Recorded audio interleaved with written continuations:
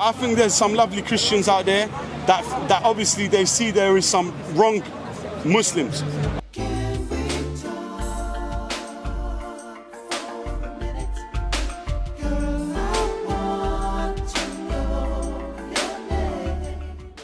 You talked about the people of Lot, Yeah. right? And they were guilty of sodomy, so as in Sodom and Gomorrah. Yeah. But what about, I don't want to be graphic, but last week you were saying to me that certain things are okay with your wife and certain things aren't okay with your wife.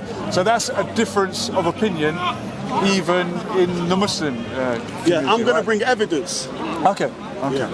But if people live a certain lifestyle, someone might criticise you for what you do with your wife and you say it's okay and other people say it's not okay. Isn't that their business and we should just leave it to God and not criticise homosexuals for what? Basically, if you say this, that means we should be quiet about everything in life that's bad and then let the people do bad. All the prophets of God, 120,000 prophets, 124,000 prophets were sent by God. The greatest prophets of these 124,000 were Abraham, Noah, Muhammad, peace be upon him, sallallahu alaihi wasallam, and Jesus and Moses. Yeah. Obviously, these prophets came as warners, so they have to warn the people. If I see that you're going to fall into a pit of fire, or if I see there's a hole over there, I have to put a sign saying this is a warning. If everyone's walking into that hole and falling in and I don't say nothing, then I will be punished for not warning you. And I will be just as guilty as you for not talking out.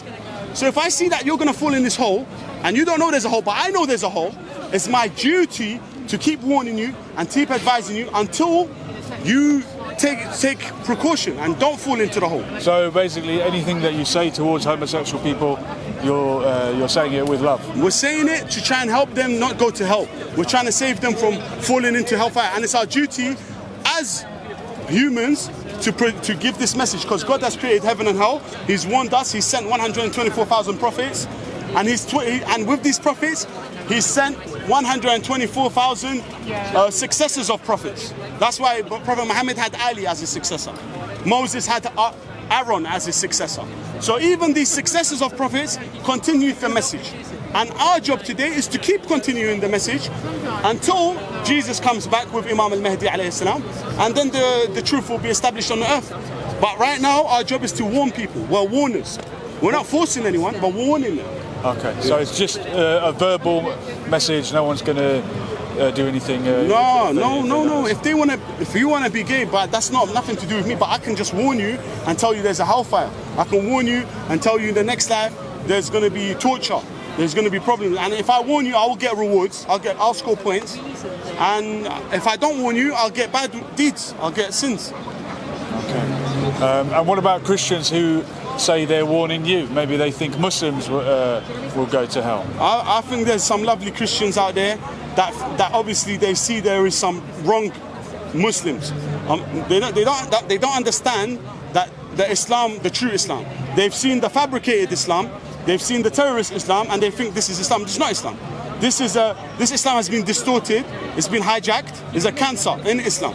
So if they've seen this Islam, then obviously they're going to be like, we're not accepting this. But if they know the true Islam, what Abraham, Jesus, and Moses taught, and the Holy Prophet Muhammad sallallahu alaihi wasallam taught, they would understand. But they don't know. I really like the fact that you were reaching out to certain Christians. Christians are lovely people. With love. I mean, every week, Christians and Muslims come down here and they have a go at each other sometimes, but at least they both believe in God, which probably most people in this country don't. We both believe in so Jesus. If they look more at what they have in common. I was even going to get a tattoo of Mary.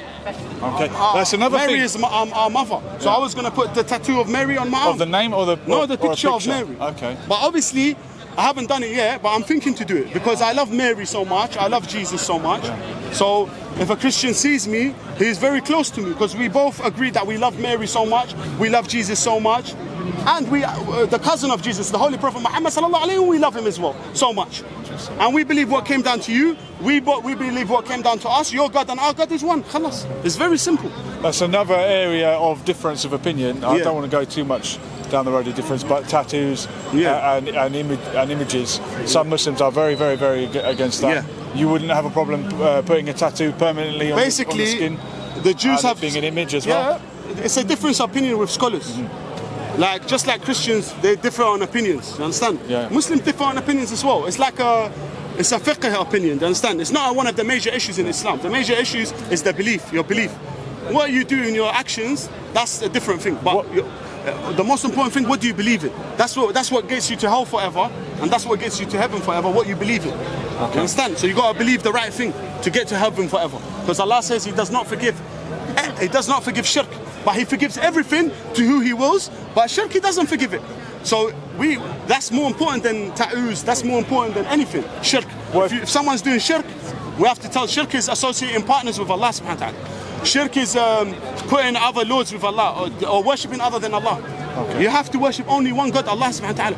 And that's the main message of all the prophets. And then everything else we can talk about that, and there's no problem. The rest is just subtle differences. The rest is we can sort about. Allah, He will, He might forgive you, He might not. But the shirk, He will not forgive you.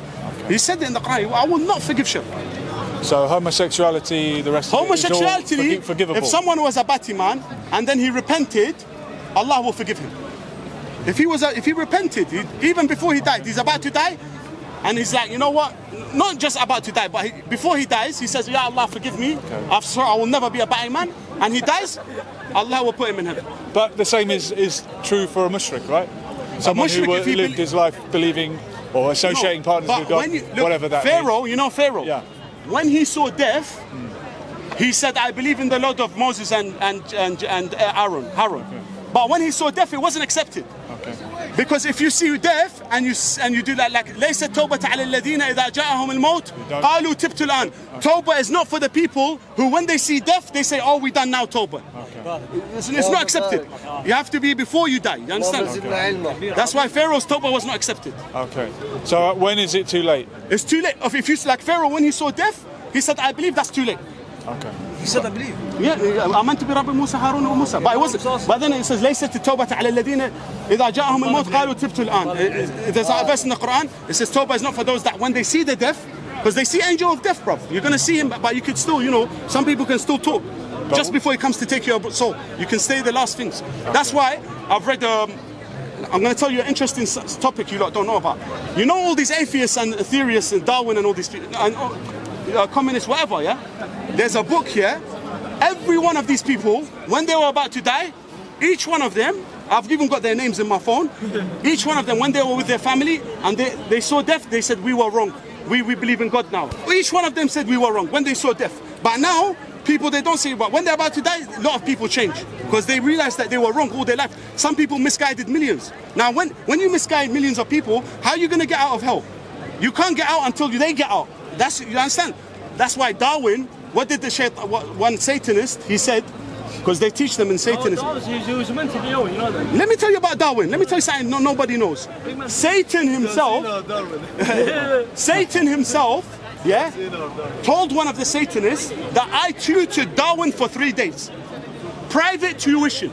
And where did you find this out? I found this out on a video on YouTube called The Arrivals. It's 50 parts. It's called The Arrivals. I remember one of the parts, you remember that video? Yeah. An ex-Satanist, he became a Christian. He said that this is like the Satan knew that Darwin will take a lot of people to hell, so he put all his energy on Darwin. Because he knows he was an imam of kufr, you understand? So he had to give him hardcore teaching. That's something not a lot of people know about this. But it's all exclusive on your channel. John Cena is your guy. Yeah. No, John Cena's a lovely guy, man. John Cena's a lovely guy. I appreciate the time, Mo. This has been exclusive for Lessons for Life. Lessons for Life. Send a message to John Cena. Give him a message. Right into the camera. John Cena, listen, yeah. Let me tell you one thing, yeah. Come on, man. Give it to him, man. You're a lovely guy. And God made me and you link up and made this go viral. The whole world is talking about it. India, Australia, World Star Hip Hop, everyone's talking about it. Me and you, I am now on your level. You see, you're famous, I'm famous like you. Mo Deen, everyone's listening to Mo Deen now. They don't care about John Cena. But you're a lovely person, you're very kind, you're very respectful. Thank you for respecting me. Thank you for giving me the opportunity. Thank you for tweeting about the incident, about respect. Because John Cena's tweet was good. He said, respect, you get respect, And that's what we say, respect your mom and dad. That's the most important thing. And any of you little John Cena fans that don't respect your mom and dad, I'm going to take off my shoes, yeah? And I'm going to beat your ass, yeah? You little naughty boys, yeah? Respect your parents first. Nice one, man. You respect your parents more than John Cena. Don't respect John Cena more than your parents. You understand? Because if you don't respect your parents, you're going to be punished very severely in the next life and this life.